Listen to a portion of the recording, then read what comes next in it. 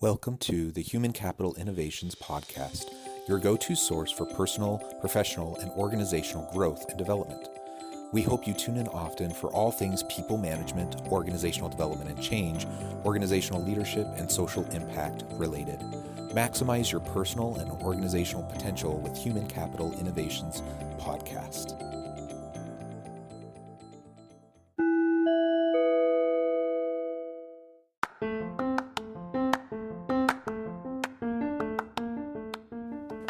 Welcome to the Human Capital Innovations Podcast. In this HCI podcast episode, I talk with Zach Giglio about understanding your organizational identity and its impacts on your people.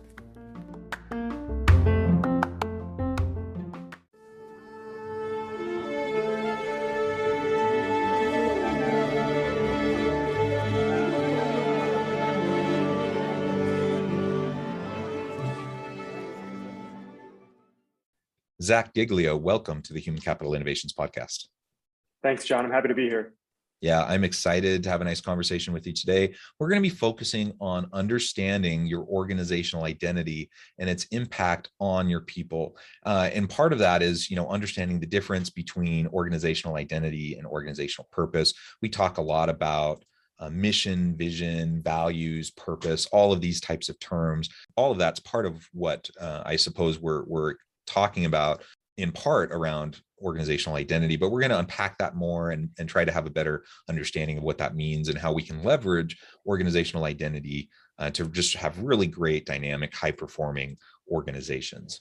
As we get started, I wanted to share Zach's bio with everybody. Zach Giglio is a communications expert with more than a decade of experience in public relations, public affairs, marketing in both digital and social media. He has worked for the largest public relations agency in the world in Washington, D.C. and Johannesburg, and as an independent contractor, and now runs his own boutique communications firm. His clients have ranged from executives in Fortune 500 companies to startups and community businesses. He has launched and run an award-winning corporate news site, crafts and executes comprehensive communication strategies, including crisis communication plans, and specializes in customized trainings to help organizations hone in on their identities and set the foundation for a strong communications and marketing strategy. And I could go on and on, Zach. You've done so many wonderful things, but I want to give you a chance to share with listeners anything else you would like them to know by way of your background or personal context.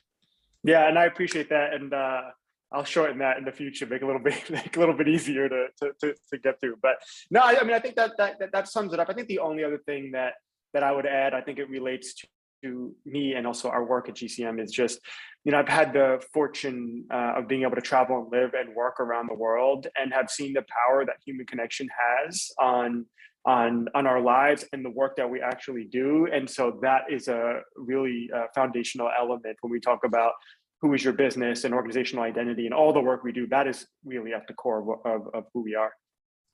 Yeah, I love that. And I also have always had the travel bug, lived in a lot of different places around the world. I've been a little bummed out because of COVID, and a lot of travel plans have been canceled over the last 18 to 20 months. But I'm looking forward to the coming year and hopefully things open up a little bit more. But yeah, I think that's wonderful. And maybe as we get started, you can unpack for us a little bit what you mean when you say organizational identity and really how you perceive that to be different from purpose of an organization. Yeah. So purpose is important. Let's just start off there. Purpose is important, but we really believe that purpose should be built on top of your organizational identity or your identity as a leader. Your identity is basically who you are. So that could be your set of values, your beliefs, your principles, your identity. Your purpose is part of what you do. Your purpose is really probably more like your identity, but as it manifests itself in your actions. And I think that distinction is actually important because everybody knows you need to be a purpose-driven organization these days. People are looking, whether it's consumers, partners, regulators, for what's your purpose. But I think the danger that organizations can get into is if they seek purpose for the sake of it, and then they find themselves maybe just jumping around or waffling or being unsure of it, as opposed to the organizations who get it right, that we believe are the ones who understand their identity, who they are, and that purpose is built on top of it. So when things go wrong or when things go right, they have a lot more confidence in their purpose and how they execute on that. And they're less swayed by maybe some external forces that could be loud and maybe sometimes should cause you to pivot, but maybe sometimes they shouldn't. But you know that when you understand what your identity is in the beginning. Yeah. Oh, I appreciate that. And it's just so easy in a hyper competitive global marketplace. You're trying to stay relevant. You're trying to attract and retain good employees. You're trying to attract and retain customers and have customer loyalty. And that's so challenging, and it's so tempting to just try to be all things to all people all the time and just chase every last opportunity that seems to come before you. Why is that not a good idea? I mean, on the one hand, I'm like, okay, I have this opportunity to go do this other thing. I've never really done it before, but we could make a lot of money from it. It might potentially become a new branch of the business. Why do we need to be disciplined, and why could that potentially be a bad idea? Yeah, it's a good question. And I think it's a trap that a lot of organizations fall into is exactly what you said. They see this shiny opportunity in front of them. They want to jump at it. Looks good on their books, right? Like it adds to your revenue but where our belief is we're in the long game. So we want things to work. Yes, this year we want revenue to grow. We want to seize opportunities. We want to help our clients grow their presence, particularly with key stakeholders. But over the long term, if you're too many things to too many people, then you're not anything significant to any one person. So if you're not focusing on the relationships or the opportunities that align more succinctly with who your organization is, then you're not going to have any sort of meaningful interaction, whether that's externally or internally. The way I think about it is, or the way we think about it is, we know that 90% of all the decisions that we make are based on emotion. I think it's 100%, but let's just say there's 10% of our emotions that we're actually using logic. But really what we do is we use logic after we already make that decision to justify that decision to ourselves and to other people.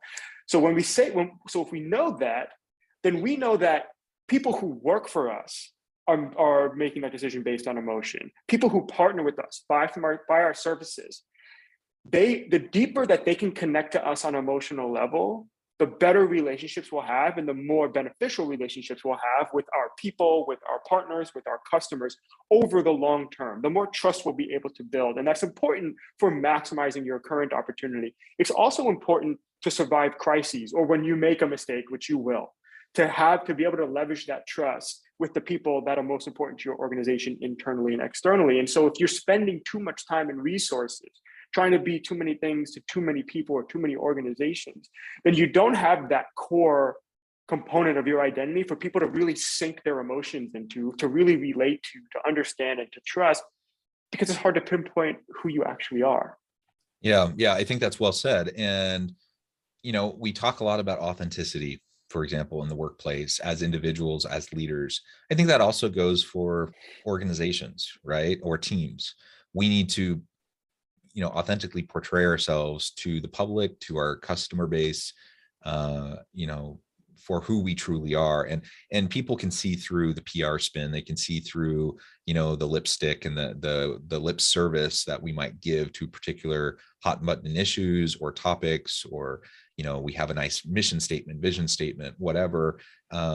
People can see through it if it's not actually meaningful to us, if it's not part of who we are. And so that's part of what I see is this differentiation between organizational identity and maybe some of those other elements. Is your identity is like really truly who you are as an organization, what you're trying to accomplish, and how you be with and act with and interface with other key stakeholders connected with the business, whether it's suppliers, whether it's customers, employees, whatever, right? That we need consistency according to our core values and beliefs, that we're going to focus in on being true to ourselves as an organization. And there's really great examples of this out in the corporate world. But I would say for every good example, there's probably, a dozen or more not great examples of people really chasing the shiny object. And to your point about short-term versus long-term kind of mentality, I get it. If you're struggling and you're not sure how you're going to make payroll, and you're just like, how can we keep the doors open, and you have an opportunity, to chase this revenue stream. I get it. I understand the reality of that kind of a situation. But if we have the option and we're not forced into a corner, we need to sometimes sacrifice short-term gains for long-term sustainability and for that authenticity and being true to our identity, because that's what's going to, our reputation as an organization.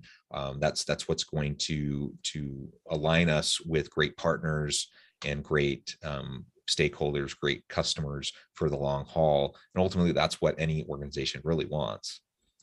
Yeah, I think that's 100% right. I think everything you said for me, lines up exactly with how we think about organizational identity.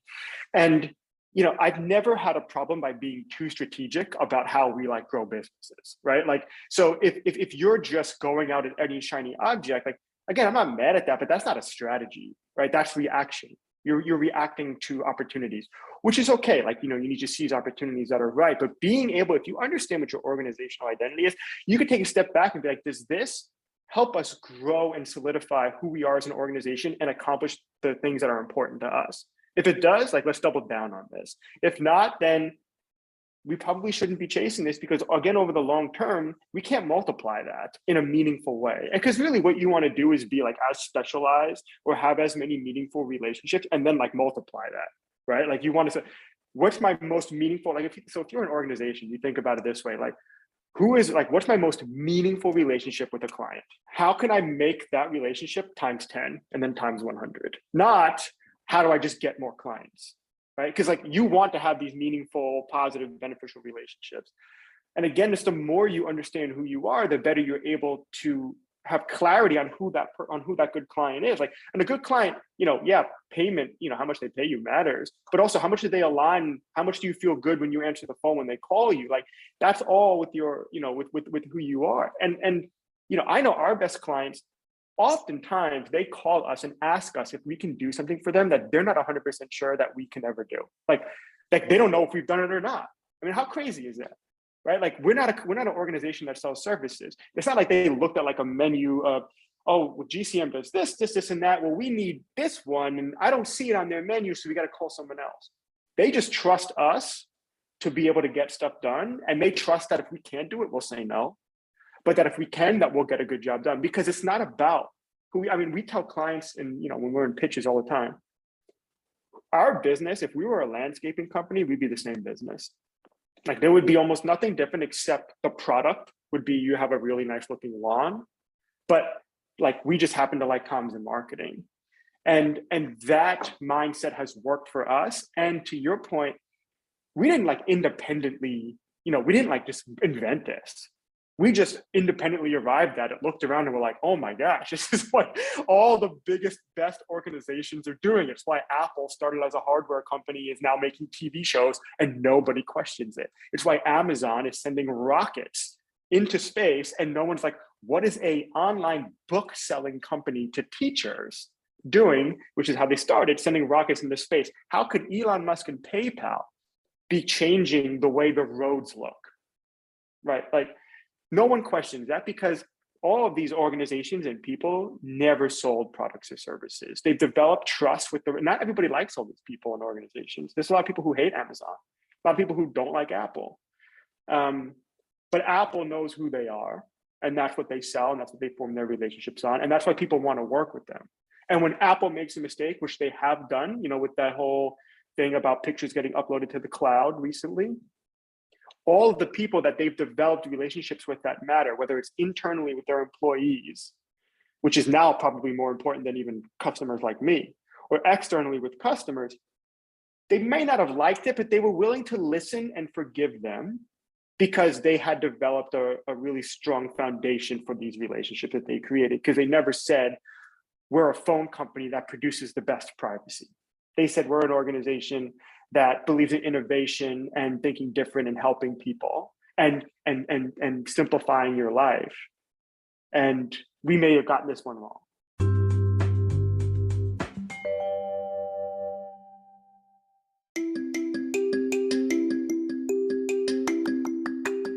I'm excited to announce the publication of my new book from HCI Press, Bluer Than Indigo Leadership. the journey of becoming a truly remarkable leader.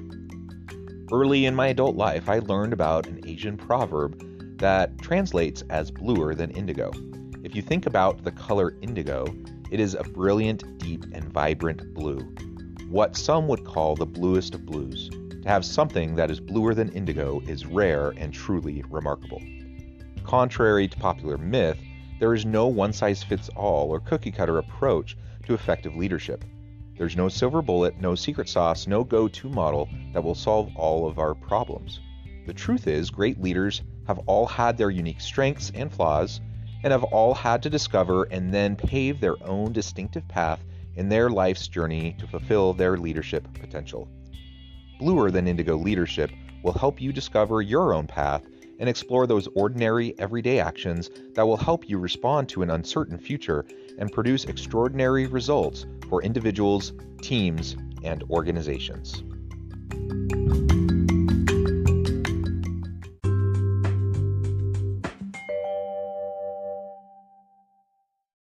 Yeah, that's a great example. And when you have that kind of brand loyalty and customer loyalty, you can weather those types of storms, those gaffes, those missteps.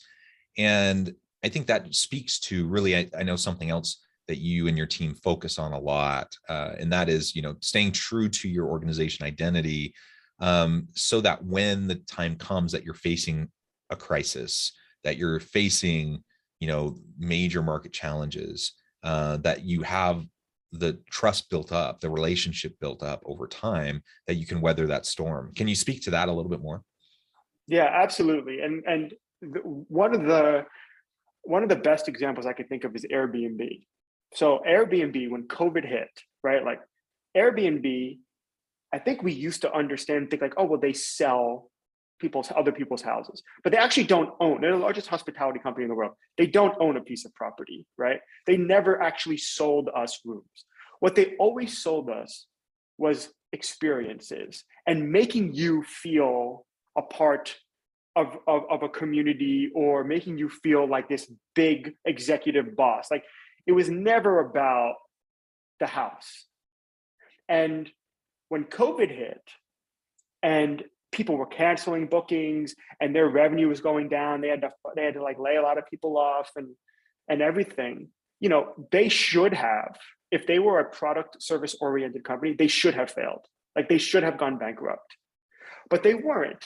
They got back and they said, well, what is our identity? What is our core? And how do we pivot? And so they started offering like backyard experience, renting the house down the road. They started doing online experiences. Why would think about it. Like, what if like the Marriott all of a sudden was like, oh, you can't come to a hotel, but we'll do an online cooking class. You'd be like, that why would I trust the Marriott to do an online cooking class? But we all trusted Airbnb to do that because Airbnb was always about the experience. They sold themselves as they believe in these positive, happy, exciting, enjoyable, like end-to-end experiences, seamless experiences.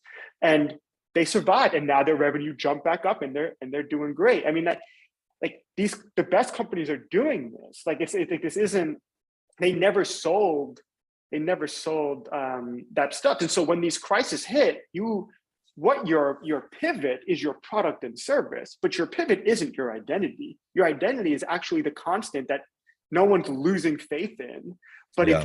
if you've developed your company or your organization on your product or your service like alone, and all of a sudden that product or service is literally not able to be offered anymore, you are in a lot of trouble. And that's why we saw some restaurants could pivot and some couldn't, right? Some wine stores I'm thinking about, where I'm living in Charleston, South Carolina, had a hard time. Some sold virtual great experiences. Like there was some, or like if you see, like what was the difference between when COVID hit, like and now there's other factors too, of course, but like what was like this one difference? It's which organizations could pivot their products and services in a seamless way that didn't make people freak out or like say like this is unusual, and which ones did it in a seamless way.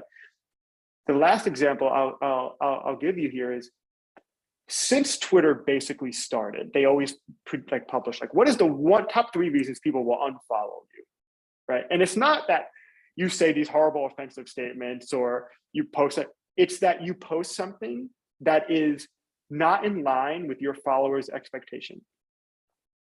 So when you disrupt the expectations of the people that you have somewhat of a relationship with, they do not like that.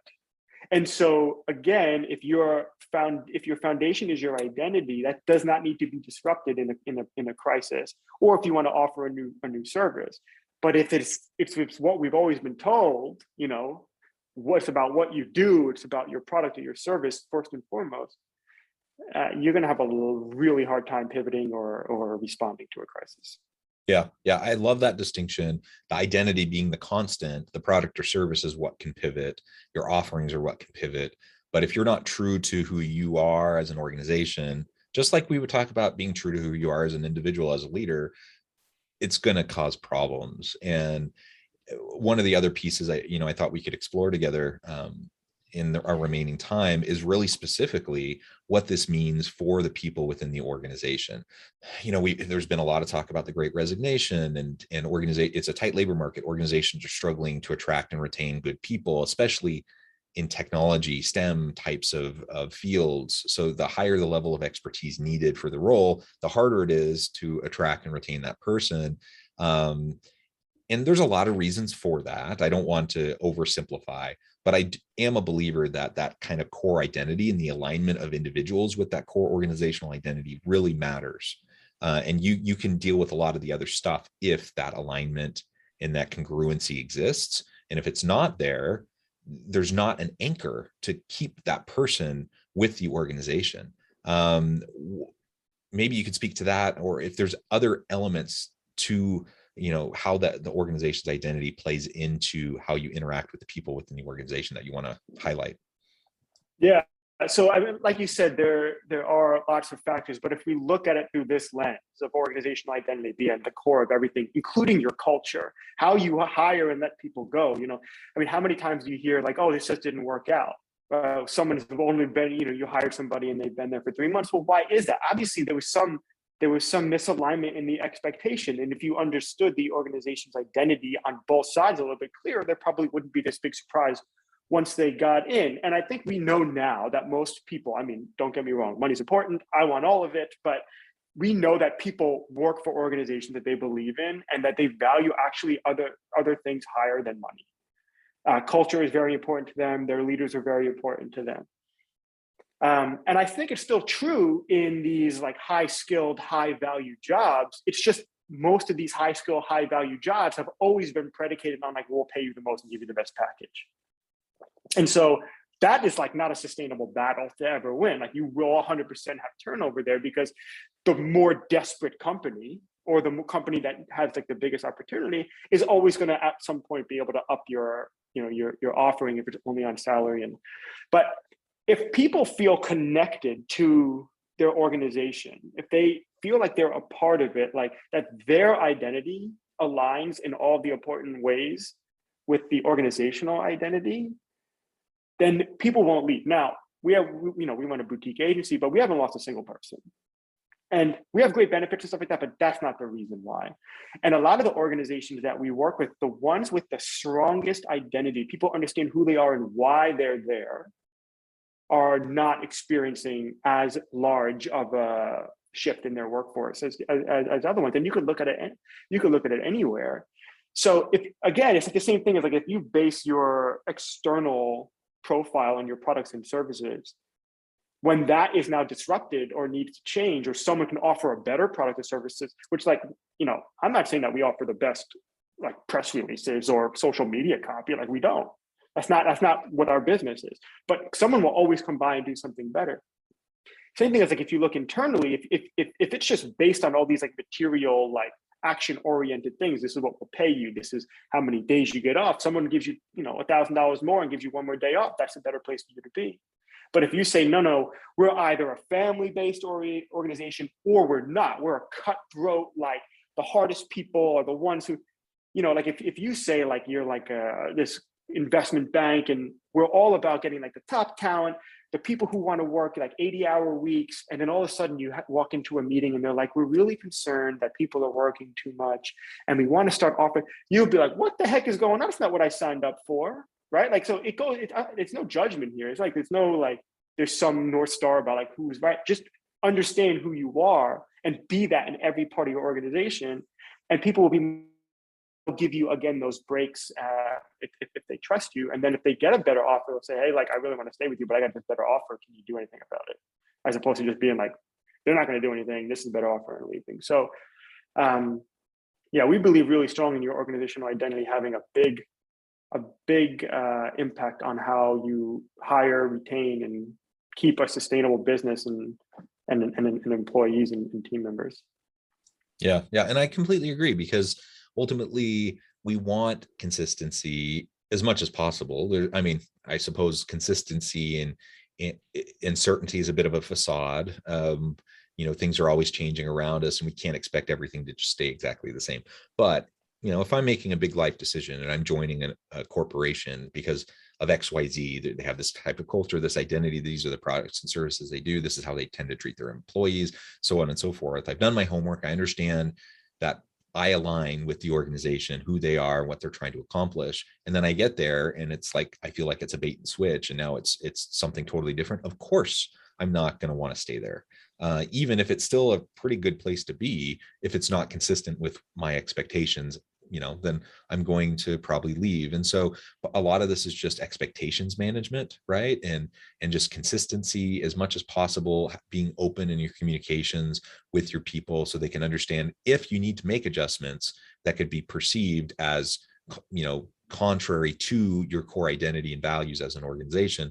You need to have the open dialogue and the conversation so that people aren't blindsided by it, so that people can recognize why it's happening. And if you can do that, you can weather those adjustments over time.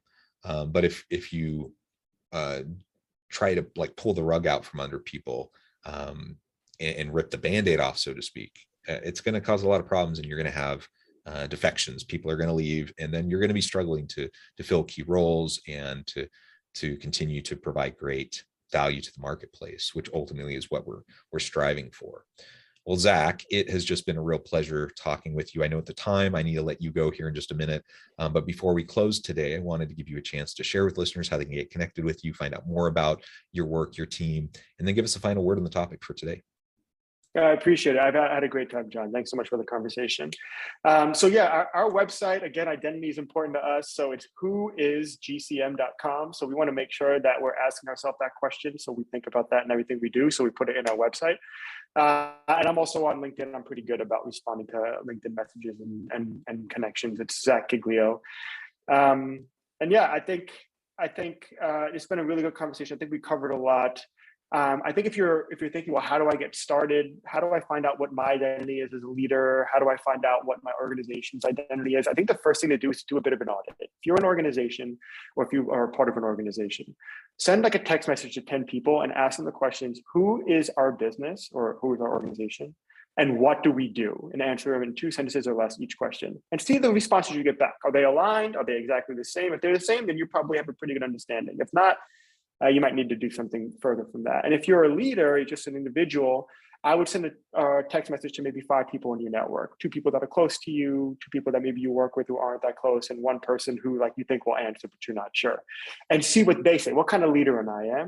Like, who am I as a leader, and what do I do? And see what the responses are. I think it's a great way to get started. Sometimes the first, way is just to do like a bit of an audit and level set. Those are great tips, Zach. It has been a pleasure. I encourage listeners to reach out, get connected, find out more about what Zach and his team can do for you. This has just been a fun conversation. I hope everyone will stay healthy and safe, that you can find meaning and purpose at work each and every day. And I hope you all have a great week.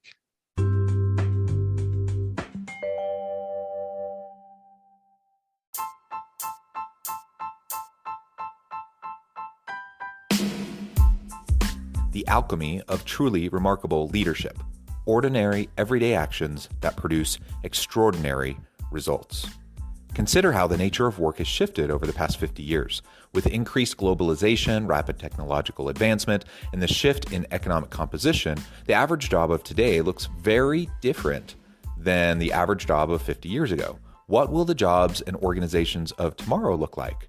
Moreover, what does this all mean for organizational leaders? What are the core competencies and capabilities of organizations and their leadership that are prepared for continued disruption and geopolitical and socioeconomic shifts? Regardless of what the future holds, increasingly, leaders need to be socially minded, data-driven, decisive, champions of talent, and disruptors of the traditional notions of leadership, teams, organizations, and work. The alchemy of truly remarkable leadership will help you to explore your own leadership competencies and capabilities and consider ways to apply and implement them into your workplace and personal life.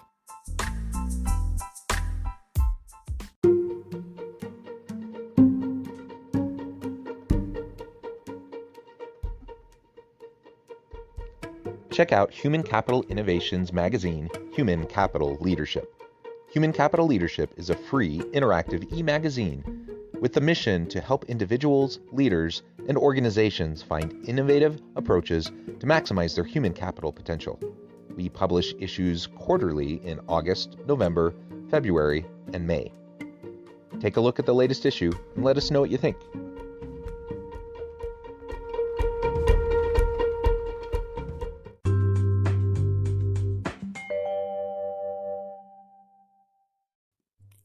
Thanks again for joining us for this episode of the Human Capital Innovations Podcast.